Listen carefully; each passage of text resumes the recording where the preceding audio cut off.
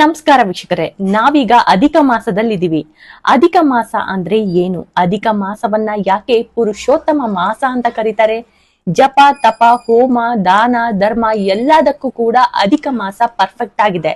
ಆದ್ರೆ ಶುಭ ಕಾರ್ಯಕ್ರಮಗಳು, ಮದುವೆ, ಗೃಹ ಪ್ರವೇಶ ಈ ರೀತಿಯ ಕಾರ್ಯಕ್ರಮಗಳನ್ನ ಯಾಕೆ ನಿಷೇಧ ಮಾಡಲಾಗಿದೆ? ಅಧಿಕ ಮಾಸದಲ್ಲಿ ಸಂಖ್ಯೆ 33ಕ್ಕೆ ಯಾಕೆ ವಿಶೇಷತೆ ಇದೆ? ಈ ಎಲ್ಲಾ ಪ್ರಶ್ನೆಗಳಿಗೆ ಉತ್ತರವನ್ನ ನಾನ್ ಕೊಡ್ತೀನಿ. ನೀವು ಆದ್ಯಂತ್ ಮೀಡಿಯಾ ಚಾನೆಲ್ ನ ಫಸ್ಟ್ ಟೈಮ್ ನೋಡ್ತಾ ಇದ್ರೆ ಈಗಲೇ ಸಬ್ಸ್ಕ್ರೈಬ್ ಮಾಡ್ಕೊಳ್ಳಿ. ವಿಡಿಯೋಗಳು ಇಷ್ಟ ಆಗ್ತಾ ಇದ್ರೆ ನನ್ನ ಚಾನೆಲ್ ನ ಫಾಲೋ ಮಾಡ್ಕೊಳ್ಳಿ. ಬಹಳಷ್ಟು ಜನ ಅಧಿಕ ಮಾಸವನ್ನ ಮೂಢನಂಬಿಕೆ ಅನ್ಕೊಂಡಿದ್ದಾರೆ, ಆದ್ರೆ ಅದು ಹಾಗಲ್ಲ. ಇದು ಸೂರ್ಯ ಮತ್ತು ಚಂದ್ರರ ಚಲನೆಯನ್ನ ಸಮತೋಲನಗೊಳಿಸುವಂತಹ ಗಣಿತ. ಅಧಿಕ ಮಾಸ ಅಂದ್ರೆ ಏನು, ಇದು ಹೇಗೆ ಸಂಭವಿಸುತ್ತೆ ಎಂಬ ಪ್ರಶ್ನೆ ನಿಮ್ಮದಾಗಿದ್ರೆ, ಸಂಪ್ರದಾಯದಲ್ಲಿ ಸೌರಮಾನ ಅಂದ್ರೆ ಸೂರ್ಯನ ಚಲನೆ ಮತ್ತು ಚಂದ್ರನ ಚಲನೆ ಎಂಬ ಎರಡು ಪ್ರಮುಖ ಕ್ಯಾಲೆಂಡರ್ಗಳಿವೆ.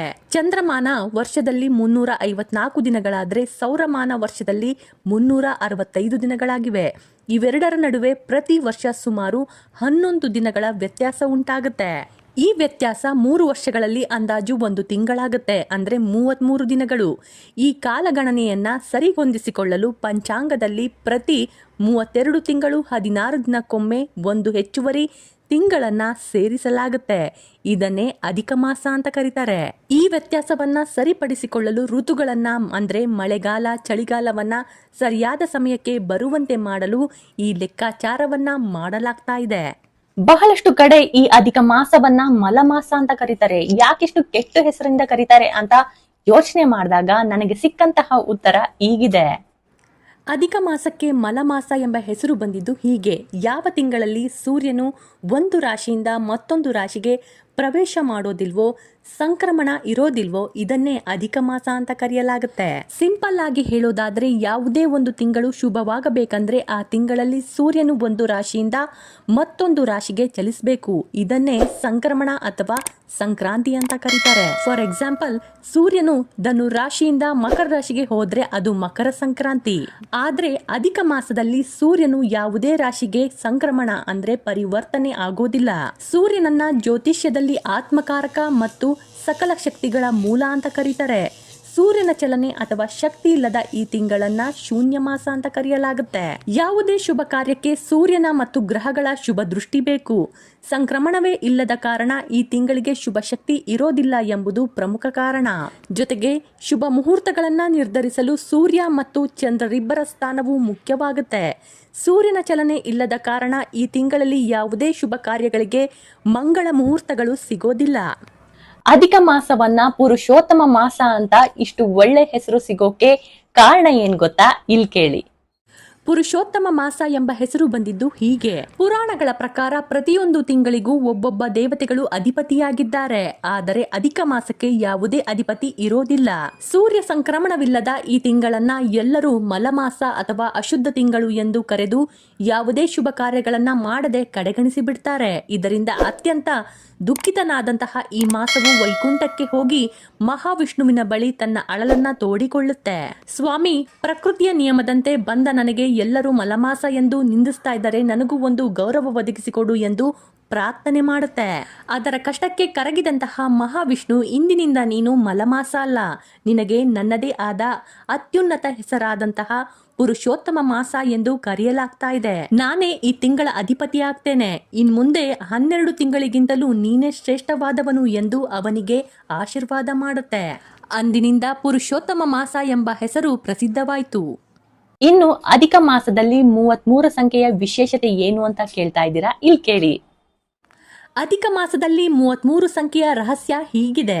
ಅಧಿಕ ಮಾಸದಲ್ಲಿ 33 ಸಂಖ್ಯೆಗೆ ವಿಶೇಷ ಮಹತ್ವವಿದೆ. ಅದಕ್ಕೆ ಕಾರಣ 3 ವರ್ಷಗಳಿಗೊಮ್ಮೆ ಜಮೆಯಾಗುವಂತಹ 33 ದಿನಗಳ ವ್ಯತ್ಯಾಸ.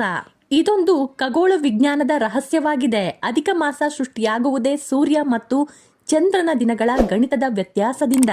ಈ 33 ದಿನಗಳ ವ್ಯತ್ಯಾಸವನ್ನ ಸರಿಹೊಂದಿಸುವ ನೆನಪಿಗಾಗಿ ಅಧಿಕ ಮಾಸದಲ್ಲಿ 33 ಸಂಖ್ಯೆಗೆ ಅಷ್ಟೊಂದು ಮಹತ್ವವನ್ನ ನೀಡಲಾಯಿತು.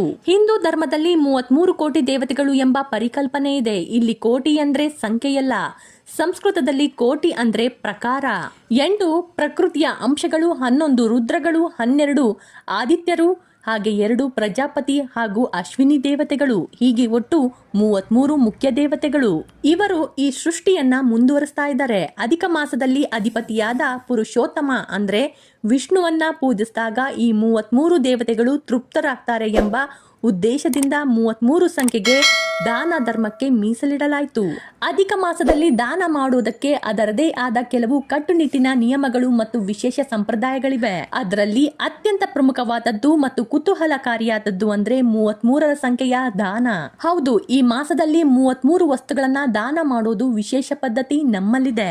ಈ ತಿಂಗಳಲ್ಲಿ 33 ಅಪೂಪಗಳನ್ನ ಅಥವಾ ಅತಿರಸ ಅಂತ ಏನ್ ಕರಿತೀವಿ, ತಾಮ್ರದ ಪಾತ್ರೆಯಲ್ಲಿ ಇಟ್ಟು ದಾನ ಮಾಡೋದು ವಿಶೇಷ ಸಂಪ್ರದಾಯ.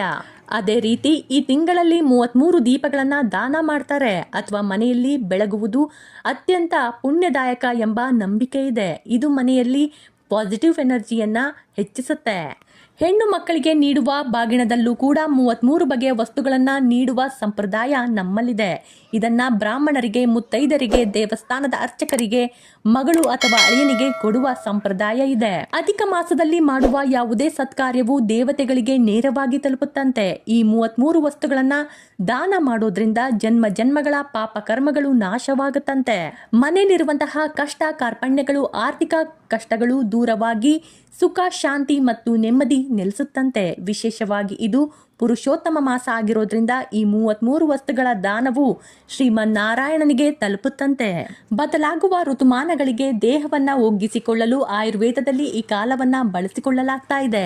ಈ ತಿಂಗಳಲ್ಲಿ ಜೀರ್ಣಶಕ್ತಿ ಕೊಂಚ ಮಂದವಾಗುತ್ತೆ. ಹಾಗಾಗಿ ಉಪವಾಸ ಮಾಡೋದು, ಸಾತ್ವಿಕ ಆಹಾರ ಸೇವಿಸೋದು ಮತ್ತು ತರಕಾರಿ ಹಣ್ಣುಗಳನ್ನ ಬಳಕೆ ಮಾಡೋದು ಆದ್ಯತೆ ನೀಡಲಾಗುತ್ತೆ. ಈ ಮಾಸವನ್ನ ಹೆಚ್ಚಾಗಿ ದೇವರಿಗೆ ಮೀಸಲಿಡುವುದರಿಂದ ನಿರಂತರ ಜಪ, ಧ್ಯಾನ ಮತ್ತು ಪ್ರಾರ್ಥನೆಗಳು ಮಾನಸಿಕ ಒತ್ತಡವನ್ನ ಕಡಿಮೆ ಮಾಡಿ ಮಾನಸಿಕ ಆರೋಗ್ಯವನ್ನ ವೃದ್ಧಿಸುತ್ತೆ.